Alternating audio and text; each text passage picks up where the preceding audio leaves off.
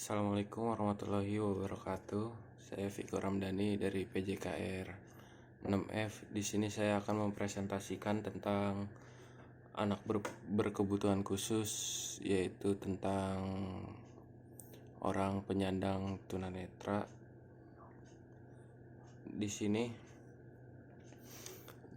berdasarkan dari Kementerian Kesehatan pada tahun 2014, di Indonesia terdapat sekitar 5,6 juta penduduk yang hidup dalam kondisi disabilitas dan sekitar 2,2 juta diantaranya merupakan penyandang tunanetra. Jadi setengah dari keseluruhan penduduk orang yang penyandang disabilitas itu hampir setengahnya orang penyandang tunanetra. Di sini apa sih tunanetra? Tunanetra atau orang yang hidup dengan buta bisa dikategorikan menjadi dua, yaitu buta sebagian dan buta sepenuhnya. Buta sebagian berarti masih memiliki penglihatan walau terbatas, sedangkan buta sepenuhnya berarti berada dalam kegelapan total atau tidak dapat melihat sama sekali. Di sini ada dua jenis kebutaan, yaitu buta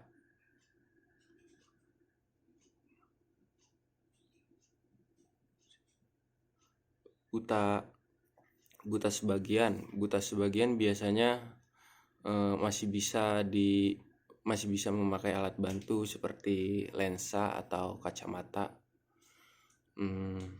Terus yang satu lagi buta total. Buta total benar-benar buta total, tidak bisa melihat, pandangan gelap.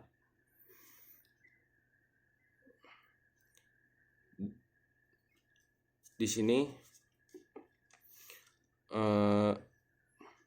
beradaptasinya penyandang tunanetra membuat beberapa penyesuaian dengan menguasai sejumlah keterampilan khusus. Penyandang tunanetra tetap bisa hidup mandiri dan melakukan berbagai aktivitas dengan aman dan nyaman. Di sini ada beberapa poin tentang aktivitas penyandang tunanetra. Di sini saya akan bacakan beberapa langkah agar hidup menjadi lebih mudah walau keterbatasan penglihatan. 1. Mengakses informasi dan pendidikan.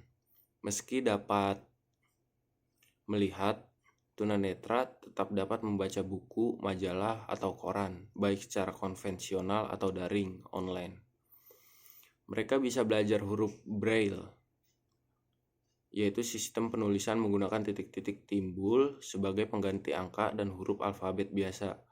Jadi buku ini dikhususkan untuk penyandang tunanetra yang berbentuknya titik-titik seperti titik-titik timbul. Biasanya penyandang tunanetra tuh bacanya diraba. Lanjut. Terus buku Braille ini sudah banyak dibuat dalam versi Braille guna memudahkan mereka yang memiliki kendala dalam melihat untuk membaca.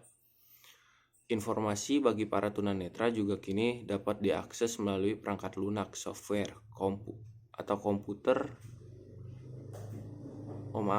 perangkat lunak atau software komputer yang dapat membaca dokumen dan teks atau audiobook. Fitur ini memungkinkan penggunanya mendengarkan bacaan teks yang ditampilkan di layar komputer. Selain itu, juga ada keyboard komputer edisi Braille. Jadi di sini fitur audiobook itu komputer yang cuma bisa mengeluarkan suara dan si penyandang tunanetra itu hanya bisa mendengar dan memahami. Terus selanjutnya, memudahkan pekerjaan rumah tangga. Huruf Braille ini masih ada sangkut pautnya dengan buku Braille. Huruf Braille juga dapat membantu penyandang tunanetra dalam mengerjakan pekerjaan rumah sehari-hari secara mandiri. Contohnya, menempelkan label pada mesin cuci menggunakan huruf Braille. Jadi mungkin bisa penyandang tunanetra melakukan aktivitas biasa di rumah, tapi yang tidak beresiko dan yang tidak bisa melukai dia. Contohnya kan nggak mungkin kalau kayak di kompor nyalahin orang penyandang tunanetra masak gitu, itu kan bahaya buat dia. Jadi mungkin kayak bisa mencuci terus dan lain-lainnya. Membantu mobilitas dalam kegiatan sehari-hari. Di sini penyandang tunanetra dapat mempelajari teknik khusus untuk memudahkan diri berjalan atau beraktivitas, termasuk teknik penggunaan tongkat khusus tunanetra untuk mendeteksi benda-benda dan lingkungan sekitar ketika berjalan. Nama tongkatnya tuh kalau nggak salah ada 2 warna, putih merah gitu lah pokoknya. Penderita tunanetra juga bisa menggunakan bantuan anjing pemandu untuk memudahkan berjalan dengan aman sekaligus sebagai teman.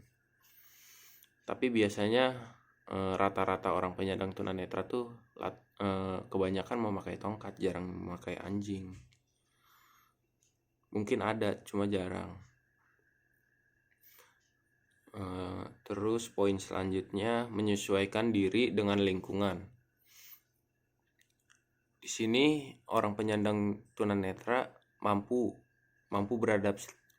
beradaptasi di lingkungan rumah dan sekitarnya, dapat menjadi bekal untuk bekerja dan menyesuaikan diri di tempat bekerja. Dengan kemajuan teknologi, kini ada beberapa jenis komputer program aplikasi digital yang dapat membantu penyandang disabilitas agar tetap hidup produktif melalui bantuan teknologi tersebut. Seperti contohnya tadi di poin sebelumnya,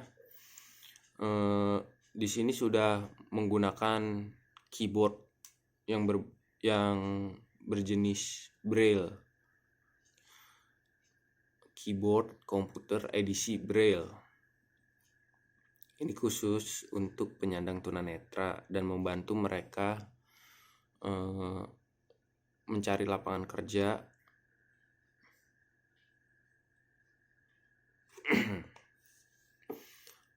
Melalui bantuan teknologi tersebut, bukan tidak mungkin seorang penyandang tunanetra menjadi seorang yang tetap produktif di tempat dia bekerja. Ya, kayak tadi, seperti contohnya keyboard edisi braille. Terus poin selanjutnya, menjalani gaya hidup sehat. Penyandang tunanetra dapat meningkatkan kualitas hidupnya dengan berolahraga dan melakukan kegiatan sesuai hobi. Biasanya penyandang tunanetra tuh bukan hobi sih, dia punya kemampuan lebih bermain di bidang musik. Biasanya mungkin di luar sana juga banyak yang mempunyai kemampuan lain di bidang musik, di luar kemampuan di bidang musik. Contohnya kayak olahraga, kan banyak juga sekarang atlet-atlet tunanetra. Bahkan sudah ada cabang olahraganya, namanya kalau di pekan olahraga daerah tuh Peparda tuh pekan ya khusus untuk penyandang disabilitas lah pokoknya.